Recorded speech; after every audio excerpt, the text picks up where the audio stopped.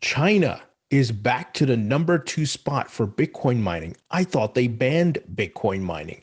Well, guys, this is a huge update. I want to share with you what's happening here and what China is about to do next. In addition, we have Robinhood about to launch their Web3 wallet. And this comes right after Sam Bankman-Fried, FTX CEO, took a position in the company. And we also want to talk about stablecoin regulations, more discussions. In fact, there's a big update around Tether. About $11 billion was withdrawn from Tether or cashed in for dollars. So what's happening here? Is there a bank run happening? Well, I want to talk about it and what some folks are talking about with regards to regulations, as well as Terra Luna stablecoin. Their legal team has jumped ship, leaving them completely in the dust here. And there's huge news around Gary Gensler and the SEC talking about conflicts of interest. You can't make this stuff up, guys. I'm gonna break it all down for you. Let's get into it.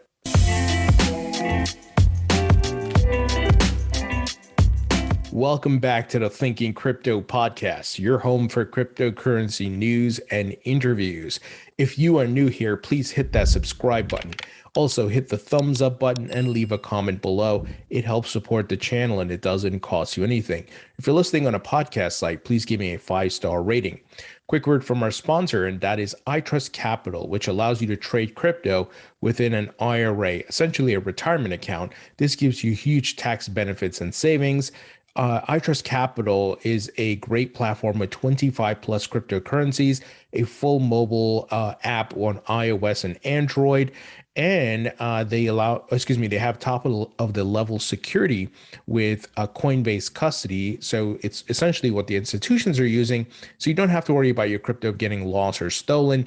And it is free to sign up. You can go on over, sign up, see if it's for you.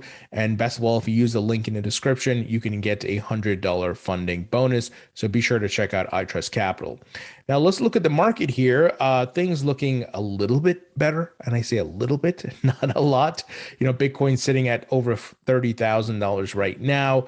And obviously the market moves with Bitcoin. So we want to see Bitcoin go through its retracement, which we've been talking about for months, head back to maybe 55, 58K. When is that going to happen? And will it definitely happen? I can't say, my friends. I don't have a crystal ball, but certainly we can look at different theses and probabilities of what could play out. Now, the Bitcoin Fear and Greed Index is at an all-time low, guys. It's at its lowest level since March 2020. What happened in March 2020? The pandemic. It was blood on the streets. It was fear. All markets crashed, right? So the fact that we're at that bottom, I think maybe, I'm saying maybe because look, we never know what could happen, right? That Bitcoin may have found its bottom. And look, it still may chop sideways for a while before we start hitting the retracement and the prices start moving up, because there are still macroeconomic factors like recession, inflation, the Fed raising rates, the Russia-Ukraine situation. All these things are still out there. And we've seen a high correlation between the crypto market and the stock market. So, but eventually, these things have to bottom at a certain point. It don't last forever. Bull markets don't last forever. Bear markets don't last forever. So the takeaway here is to be patient. If you are doing your own research and you're making sure you're risk averse, you may want to DCA and buy the dip here. I think I'm going to start buying the dip. I will let you guys know when I officially do that. I've been in a holding pattern, just waiting to see what's going to happen. Some people are still calling for a 20K Bitcoin price. We'll see. It could still do that, but I think DCAing at these prices is not so bad. And then just you'll have to be patient and have a macro perspective and let the market do its thing and run back up, whether it be to a retracement or to another bull market. So that's just my perspective and how I've made money in the market since I've gotten in since 2016. But this is not financial or investment advice. You, of course, have to do your own research. So let's be patient, guys, and watch the prices closely. Now, here's the big news of the day, in my opinion. China has returned as the second largest Bitcoin mining hub with 21.1% of the total global Bitcoin mining hash rate. Guys, we know China has banned Bitcoin for like a million times, but the big ban, so to speak, was last summer and the price crash. And certainly the miners, we saw an actual movement of miners leaving China, going to Kazakhstan, going to United States and other places in the world. But the mining is still happening. So what the hell is going on here? I think it was just smoke and mirrors. I think the government is still behind Bitcoin mining there. They still want to do it. It's what I've been talking about for years upon years when Trump was president and so forth, that the United States was not going to stand by and let China control the hash rate. In fact, the United States leads right now. But look, China is making a move. Guys, crypto is here to stay. Bitcoin's a big part of it. I don't care if you love or hate it or you think it's trash. It is here to stay. And we're seeing investments and green light from the government around Bitcoin mining. And a lot of that is happening in the United States. And China, they know if they were to, completely ban this thing and ban crypto and everything, that's going to hurt their economy, guys. I've said it time and time again. I've tweeted about it. If anybody tries to ban this, they're writing their economic death sentence. And that is not hyperbole, because this is the future technology. It's like banning the internet, right? And certain technologies and search engines and so forth. You're not going to be able to survive, because the way things are going to run, it's going to be on blockchains, and crypto is going to be a part of that. So this is something to watch, guys. Just think about it. Step back for a second and look at the things they have done and said, and look, now they're back at it. I think and the government, remember, if they really wanted to get rid of this thing, they could do it. It's communist China, right? They can do it, guys, and they're still allowing it. So let that sink in, guys. Think about what's happening here. Now, big update around the Ledger hardware wallet, and I highly recommend you guys get a hardware wallet if you haven't already. This is what I've been using for years. I have my private keys. I don't have to worry. I can sleep confidently at night that my crypto is in a hardware wallet, not on an exchange where it can get hacked, stolen, or that exchange could disappear and whatever it may be. I highly recommend getting a hardware wallet. Well, they just did a really cool expansion here. So Ledger adding browser extension to connect hardware wallets to Web3 apps. Ledger Connect is launching in beta and will initially be compatible with the Ledger Nano X and mobile Safari. So this is pretty cool. Make sure though, if this thing is still in beta, I would not mess with it in beta. And I'm saying that as somebody who's been in crypto for a long time, who's comfortable with hardware wallets, but I never trust version 1.0 of something, especially when it has to do with something that could get my crypto and my money stolen, right? So I would wait till the bugs are out of this thing, and that it's actually proven, and maybe some of the hackers try to test its vulnerabilities and see if there's any problems. So just a word of advice there, my friends. So this is pretty cool, and it should make the ability to view your holdings much easier. So the new feature will initially be compatible with the Ledger Nano X and mobile Safari. Ledger will be compatible with Ethereum and Solana during its beta launch before branching out to other protocols, the company said in a blog post Tuesday. Additionally, Ledger says that support for its Ledger Nano S Plus and desktop will occur at a later time. Great update. Great to see that these folks are doing these things to make it easy for the masses to adopt crypto and to store their crypto. Now, this is interesting, guys. Big news around Tether. It's being reported by CNBC. Investors withdraw over $7 billion from Tether, raising fresh fears about stablecoins backing. Now, they're just saying that, hey, there's a big movement here. They withdrew their funds, right? That does not mean that Tether does not have the money or whatever it is. I know that's been debated. And look, Tether's been audited, and there's been a lot of back and forth. We know the New York AG, they went after Tether. Tether paid a fine. But look, I think sometimes where there's smoke, there's fire, and there could be something here. But I think Tether may have cleaned up their act. And I say may have because I don't know the details, but I know since they've been under regulatory scrutiny and a lot of eyeballs on them, they, I think, have made some updates. So let's hope they have all their reserves because this would be bad. If you think UST was bad, this would be really bad.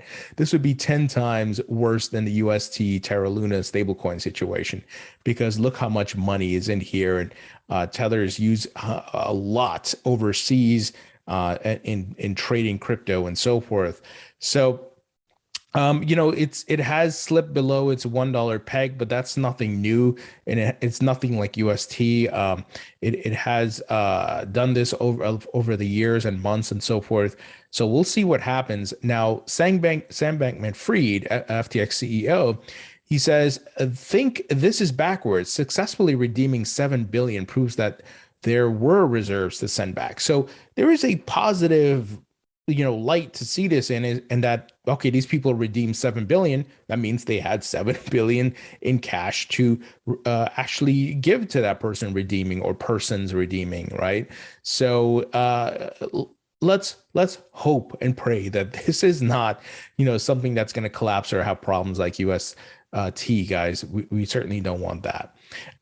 And speaking of UST, Terraform's legal team has reportedly resigned following the UST crash. So everybody's abandoning ship here, guys, and I don't blame them. Terra Luna is going down. I know Do Kwon is doing his best to try to save this, but it's not looking good. It reminds me of BitConnect when they were trying to save BitConnect, even though they got, hit and shut down, and they tried to bring it back, BitConnect 2.0 and so forth. They may be, trying to use buckets to bail out the tons of water that's pouring into their boats, right? It's not gonna. There's a hole at the bottom of the boat. It's going down. There's nothing you can do here. So we'll see what happens, guys. Now, today we had Representative Josh Gottheimer go on CNBC talking about stablecoin regulations. And as we talked about, guys, the governments have a huge target on stablecoins because that competes with their CBDC, and they want to make sure they know where every dollar is going and so forth. Now, when people use stablecoins and they use them outside of the United States, the United States government doesn't like that. Of course they don't. And once again, CBDCs are coming, so they're trying to hunt down and pass regulations. I think it's a good thing, right? At the end of the day, we want to make sure these folks do have the reserves because look at what happened to Luna and UST and the impact it had on the market, right? Now, Sam Bankman-Fried tweeted out that he agreed with Representative Josh Gottheimer, saying 100% agree.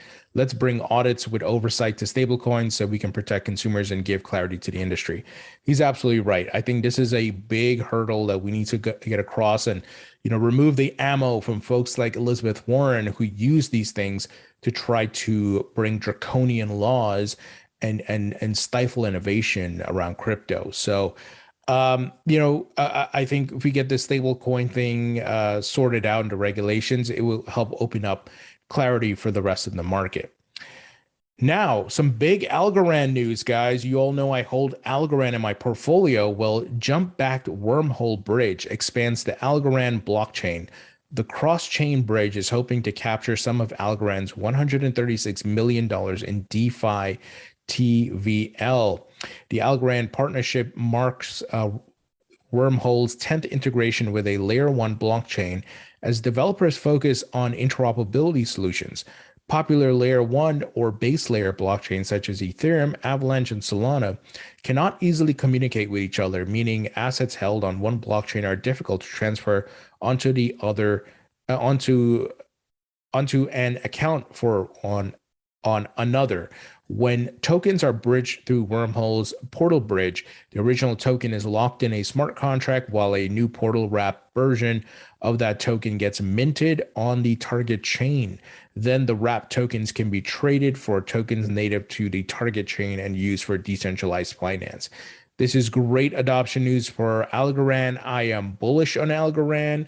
I believe it's going to be one of the winners coming out of the crypto market. I know they're endorsed by the World Economic Forum and so forth. And they have really got the proof of stake model down and much more efficient, much more faster and cheaper fees, for transactions and so forth, as opposed to Ethereum and some of these others. So I've interviewed some of the folks from Algorand. I'm going to try to get an interview again to talk about this. Now, Robinhood is launching a Web3 self-custody wallet. What the timing is so interesting, right, guys? Because just recently, what did Sam Bankman-Fried do? This was last week. He bought a 7% stake. I told you guys there's something behind this move, that the owner and founder of a crypto exchange that is doing major branding takes a big stake in a stock trading app, right? What Robinhood would be seen as a competitor. So I think this is a move to do something big, which obviously we don't know the details yet, but I think if you put your business thinking cap on, you know what's happening here. So Robinhood to build Web3 wallet in bid to capture NFT hype.